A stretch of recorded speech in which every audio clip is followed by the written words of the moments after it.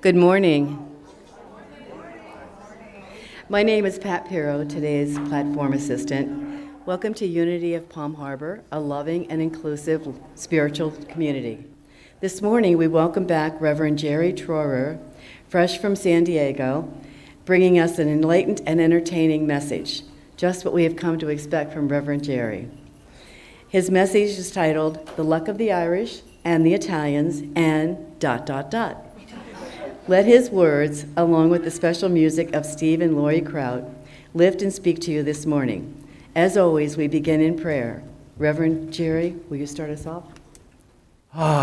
Good morning, dear ones. It is an honor and a privilege to be back with you. Would you join me in the light for a couple of moments? Releasing thoughts of what happened earlier today, releasing thoughts of what's going to happen this afternoon or tomorrow. We allow ourselves to be fully present in the peace and the quiet and the joy and the lusciousness of this moment, in the recognition that there is only one power, presence, mind, life, and intelligence, and that is God.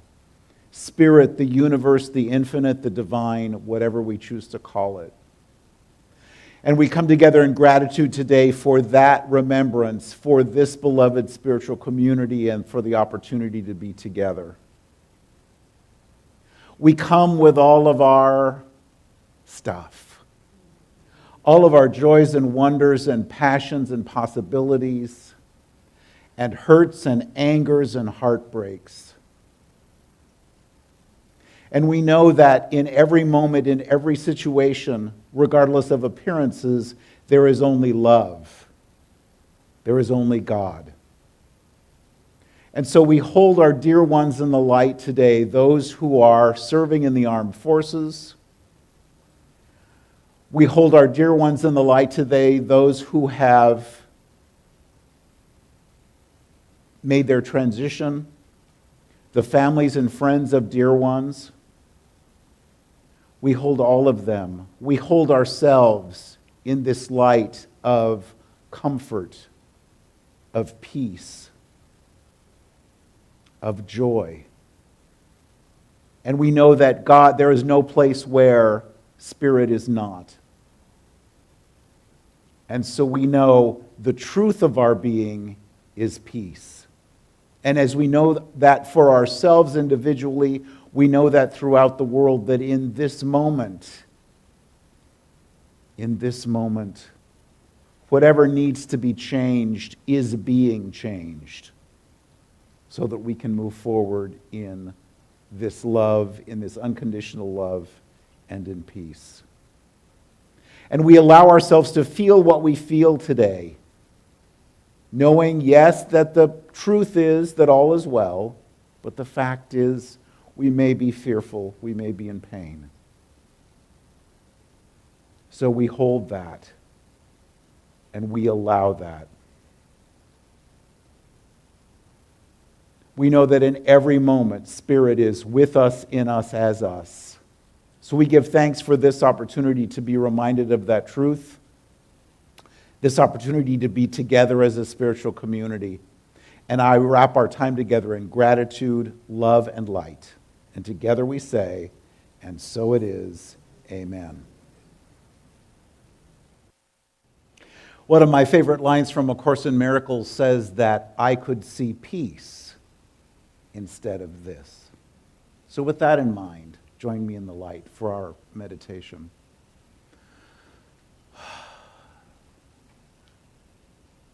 And in the peace and the quiet of this moment, we stay in this consciousness of oneness, of possibility, of peace. And we allow ourselves to consider what we brought to church this morning.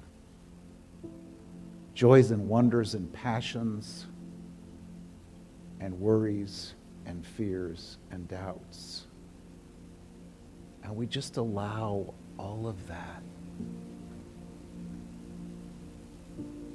And as we do, we allow ourselves to consider, if I could see peace instead of this, how could I change my thoughts?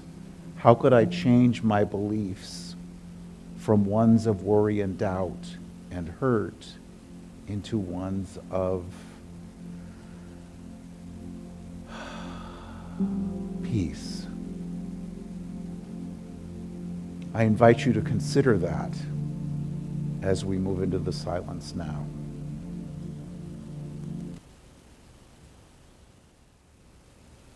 As we come back consciously into the room, peace behind me, peace before me. In this moment, peace in the recognition that I am the beloved, and so are you. We give thanks, and so it is. So it's my honor and privilege to be back with you this morning. I've been on the road for about 10 days, starting in Louisville. I was in Louisville, Kentucky. Had the opportunity to speak at Unity of Louisville last Sunday. So if I slip into some y'alls, please bear with me, because you pick up the language wherever you are. And I was reflecting this morning, so to be gone for 10 days, you need to take some stuff with you. And so I had my big suitcase that checked in at 53 pounds. Now, the good news is I'm flying with my friends at United Airlines, and I have big status with United. So I get to check 70 pounds, thank you very much, instead of 50. But over 50 pounds, they put the yellow ticket on it that says, heavy. I was very insulted. But nonetheless, so we've had a busy month or so, and a few more days of busy related to our calendars, because we started, of course, with Friday the 13th in February. And then this last Friday was Friday the 13th of March. And then Tuesday, as many of us are reflecting this morning in our green, is St. Patrick's Day. So what if you're superstitious at all? And I always have that little thought in my mind as I'm boarding the plane on Friday, traveling from Louisville to Tampa, thinking, oh, but I have amazing things that happened to me on Friday the 13th, so I have no issues related to that. But isn't it interesting there's no row 13 on the airplane? There's no 13th floor in the tall building. All of these superstitions. So I went back to look and see, so what's the deal with 13? Somehow it's considered imperfect and scary because there are 12 months, not 13. There are 12 zodiac signs, not 13. There were 12 apostles. And as we know, when Judas did what Judas did, then I looked it up and I should have written it down. Matthias, I think, became the 12th disciple, but number 12, not number 13. And of course, Fridays, I don't get this, and in my research, and I found this on the internet, and as you well know, you can find anything on the internet, whether you like it or not. That's the day that Cain killed Abel. So somebody wrote down on there, or they noted it in their smartphone, or they wrote down on the calendar that, oh, this was a Friday. I'm not sure that there was actually a calendar even back then, but, whatever you want, that's okay. And that was the day when Eve gave Adam the apple. Right? So God's up there writing down, okay, so this is Friday, and then we go down the tubes from there. But just so funny. So funny. So on Tuesday is St. Patrick's Day. And you know the fable about the leprechaun and the pot of gold at the end of the rainbow, which is really cool, except that of course, nobody's ever found the pot of gold because it's at the end of the rainbow. But what is the rainbow but water vapor? And so by the time you get to the end of the rainbow, there's no more rainbow and no more pot. So my question for us is, if we're still looking for the pot of gold at the end of the rainbow and still looking for the leprechaun, I don't know about you, but I haven't found him yet. So what do we really believe about luck and about money? Now, I honor you for making the trip in this morning to talk about this and to think about this, because we don't talk about this so much. We talk about our physical health, we talk about our relationships and some other things, but maybe we don't talk about money so much, but it's part of our experience. It might not be in 100 years. You know, we might not need money anymore when we'll be doing something else, but as it stands now, you need that in your wallet or on your smartphone to be able to do what you need to do. And if you've been with me, and it's my third or fourth time with y'all, see, there's one. And I'm so grateful for Tamara for the opportunity to be with you today. I love to talk about what we don't talk about, because it's so important, because life is all of these wonderful things, and our relationship with our bodies and with one another and with money. So that's what we're talking about today, is our relationship with money. Remember the book, The Four Agreements by Don Miguel Ruiz. He talks about, it's such a good book, and if you don't have it in your library, I so invite you to consider it, because he talks about our domestication. And that's what we learned when we were first born and grew up, about come in after dark. Look both ways before you cross the street.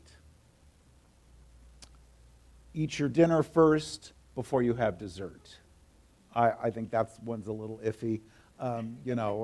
Somebody said life is uncertain, have dessert first. You get to decide how you want to handle that. But all of those things that we needed to learn because we didn't know. But we also learned about who we are in relation to the world and the relationship with God, Spirit, the universe, whatever you choose to call it. And if you come from traditional Christianity like I do, you might have that, you might still have some of that residue, for lack of a better word, about our relationship with Spirit. And am I the essence, expression, and experience of Spirit? Am I the beloved? Am I worthy and deserving of all the good that life has for me? Or did something happen and I'm not? Y'all are worthy of that and deserve that, but me not so much. And of course, that's not the truth. But do we really believe that Ernest Holmes, the founder of religious science, said, if it's the Father's good pleasure to give us the kingdom, it should be our good pleasure to receive it. But do we really believe that? And especially related to our money. What do we really believe? So that's our question today. We learned about money growing up, and you know those expressions. It's the root of all evil.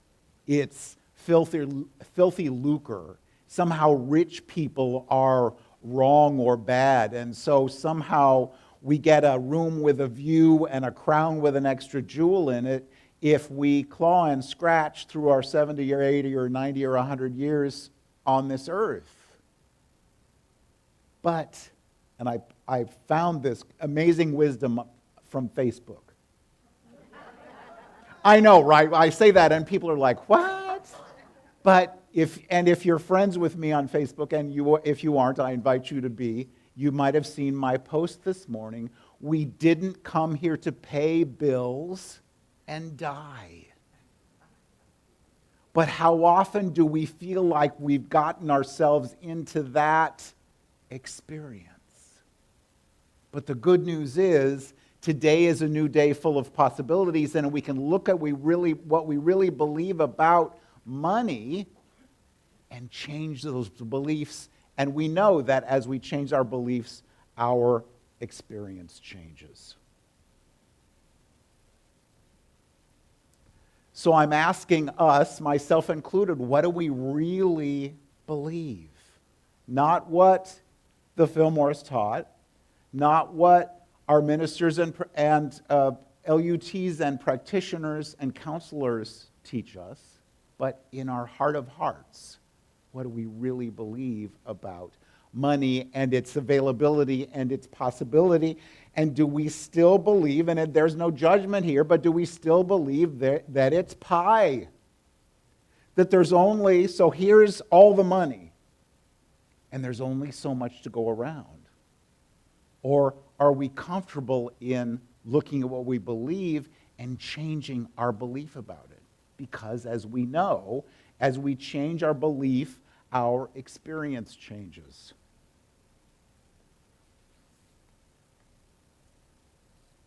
Consider the words of Jesus.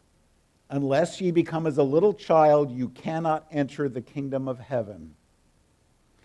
If you have small children or work or grandchildren or work with small children or have been a small children, you know that they have no issues related to the how. I want that. Right? Yep, don't have to figure out who's got it. Well, that's not my problem. I just know that I want it. Does Amazon have it? Well, Amazon probably has it because Amazon has everything.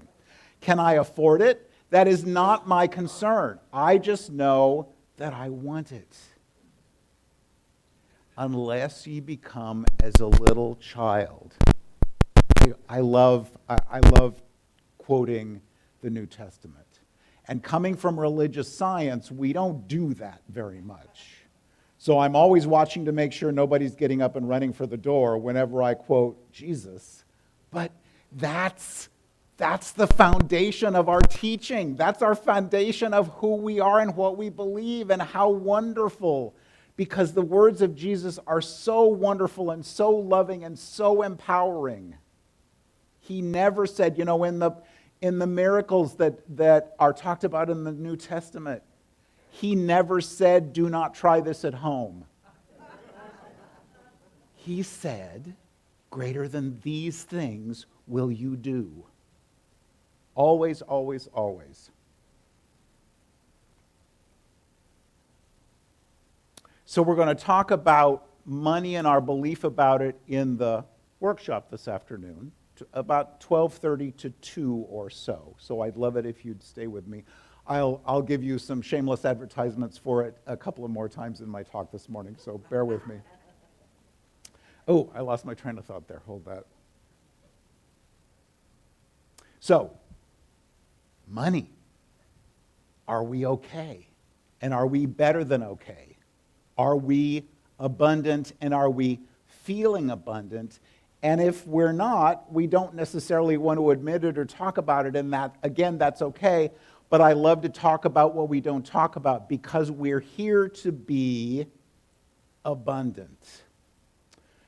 Edwene Gaines, do you all know? Do you know her or know of her? Absolutely love and adore her. And she wrote the book, The Four Spiritual Laws of Prosperity. Prosperity being the work that you love to do, wonderful relationships, a physical body that allows you to do what you want to do, and quoting Edwene, all the money you can spend. So I picture this experience of prosperity. And to me, it's calling we'll go with 4 best friends, and saying, I want to take us. Okay, so from the West Coast, I'd say go to Hawaii. From here, let's go to Bermuda. Good? Yeah? Okay.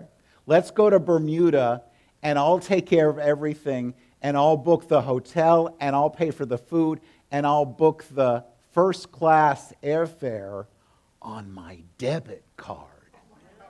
Right? So not my credit card, on my debit card.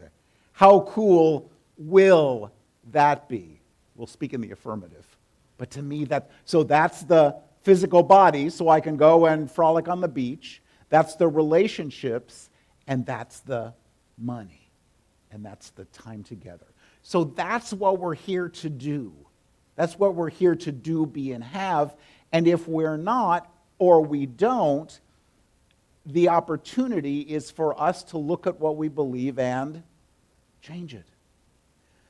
We talked about the domestication that Don Miguel Ruiz refers to in the book. We were all taught about how life is, including money. And if you come from, or your parents or grandparents or great-grandparents came from the Depression, you might have that fear, that terror about money, and that there's not going to be enough. And what do I do, and how do I pay the rent? And what am I going to do when I retire? Do we use the words fixed income? And if we do, and again quoting Edwene, who fixed it? Or are we willing to say, I don't know? That's another Sunday talk, the sacred I don't know. I don't know how this money is going to come so that I can do this, but I absolutely know that when I do my spiritual practice, my affirmative prayer, in religious science we call it spiritual mind treatment, something happens. And Spirit says, well, sure. And it's not my responsibility to figure out the how, only the what.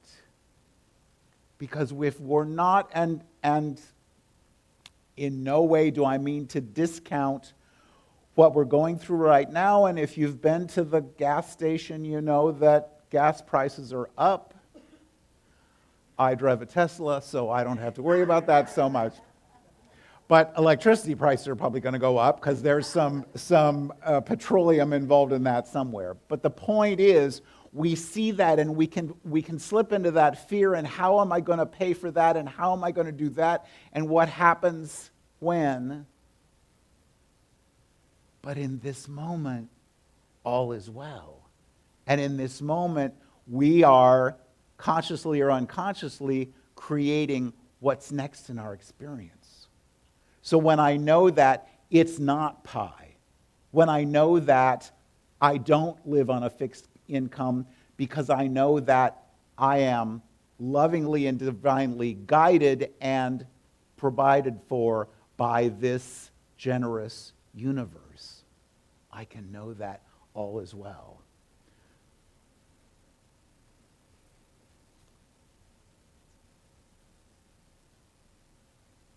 So, how are we? Everybody okay? Socrates, in long time ago, said the unexamined life is not worth living. And I love the concept of that and that's what we're invited, encouraged, and even challenged to do, is to look at all of those areas in our lives and see what we really believe about it. Do I believe this is going to be difficult? Do I believe that there's going to be a struggle? Or do I absolutely know that somehow, some way, this, whatever this is going to work out better than I could have imagined? And then allow that to happen. Course in Miracles, which is also one of my favorite writings, talks about there's no degree of difficulty in miracles. So, and I live about 1.5 miles from a Costco in the San Diego area.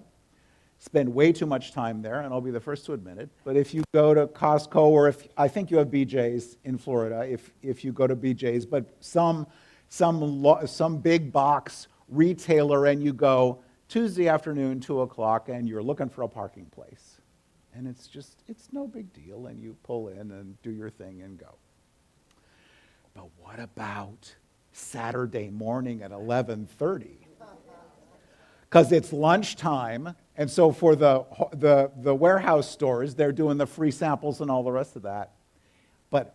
And when I first started in my classwork in religious science, and I bet Joel and Unity do as well, we're gonna demonstrate something. We're gonna see that this works for us the same way all the time, and so we're gonna pray for a parking place. And that's Tuesday afternoon. That's not a thing.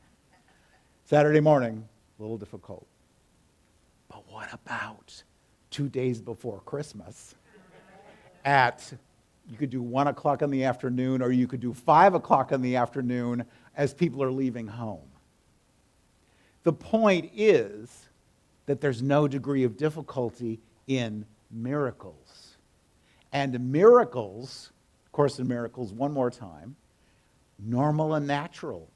They happen all the time. It's our perception of the word miracle. So what do we believe? What do we really believe about money? And are we ready to change whatever it is? I love Neville Goddard. He was one of the early New Thought writers. And he talks a lot about feeling and how important it is. So I do my prayer. I'm praying for this, and I know this to be true, and I say, and so it is, amen. And then I go and look at my checkbook and slip back into that fear and that, maybe that anger and that guilt and that, whenever, I will admit this, and you might have heard me admit this before, whenever my ego is speaking to me, the thought always starts with, for the love of God. Do you do that? You know, the person in the far left lane when you're late, or the person at Costco that's parked crossways in the entrance because they can't find their membership card, or just whatever it is, or that financial situation. Well, when I've gotten to be a certain age, I should, one of my favorite words. And then, oh, for the love of God, why didn't you do that, Jerry? Or why did you do that, Jerry? But if we step back and allow Spirit to do what Spirit does in every area of our lives, including our money.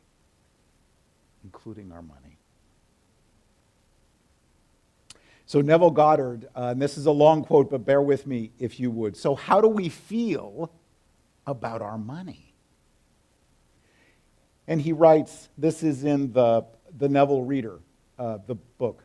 Think feelingly only of the state you desire to realize. Feeling the reality of the state sought and living and acting on that conviction is the way of all seeming miracles. All changes of expression are brought about through a change of feeling. A change of feeling is a change of destiny. All creation occurs in the domain of the subconscious. What you must acquire then is a reflective control of the operation of the subconscious. That is, control of your ideas and feelings. So, this afternoon after the workshop, what could you do to go out and feel abundant?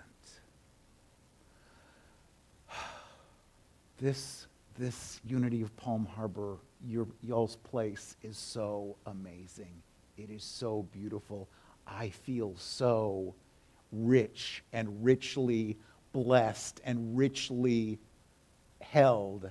Just what a beautiful place. In San Diego, we don't have the foliage, the greenery. You know, we're green after the rains. We're green for about a month and a half, and then of course it gets hot. So we don't have that, but it's so beautiful here. So a walk through the gardens, or hanging out at your favorite coffee place with a dear one and having a coffee or a latte or a glass of wine or just whatever you want to do. But what could we do to feel prosperous, to feel abundant? I didn't check the temperature this morning, but maybe sitting inside by the air conditioner is an opportunity to feel abundant, whatever you want to do. But how important to feel that feeling. And if our feeling is not enoughness, and I don't know if that's a word or not, but I used it so it is now. If our feeling is not enoughness, and I don't know about you, but I sometimes start my morning with didn't get enough coffee, didn't get enough sleep, don't have enough time, don't have enough money, there's not enough parking places, and I'm not enough, and so there's that not enoughness in my life. Versus recognizing and honoring and giving thanks for, that was a good night's sleep. Yeah, that's another cup of coffee. Yes, I have time. Yes, I have enough everything. Yes, I am enough and am worthy and am blessed with all the good that Spirit has for me, keeping in mind that the past makes no difference whatsoever because Spirit is always in the moment. Spirit always says, yes, but it doesn't matter. Somewhere in the Old Testament, and I don't know where it is, but I'm reminded of this, that Spirit makes the crooked places straight. So, regardless, whatever happened, but what are you doing today? What will you do this afternoon? What thought do you have, what old belief that you have that we can release and allow Spirit to do what Spirit does and move forward. That's what I was going to say that's what we're called to do, but that's what we're invited to do. So I hope you'll join me this afternoon, 12:30 to 2. We'll do a little bit deeper dive, look a little bit more about this and decide what we believe and decide what no longer works for us, because this is the best day to recognize the truth of who we are.